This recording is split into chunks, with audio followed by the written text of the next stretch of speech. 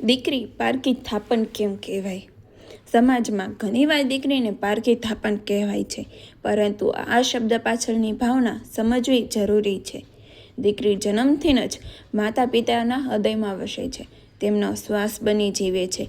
તે ઘરને પ્રેમ, સંસ્કાર અને સંવેદનાથી ભરી દે છે. છતાં લગ્ન પછી દીકરી બીજાના ઘરે જાય છે, તેથી લોકો તેની પારકી થાપણ કહે છે.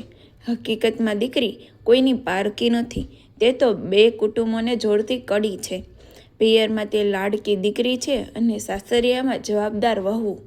દીકરી પોતાના જીવનમાં અનેક ત્યાગ કરે છે, માતા પિતાને છોડે છે, પરિસ્થિતિને સ્વીકારે છે અને નવા સંબંધોને સાચવે છે.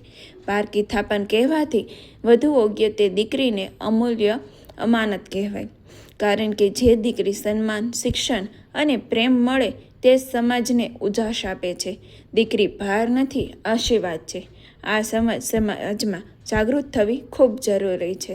જય શ્રી કૃષ્ણ.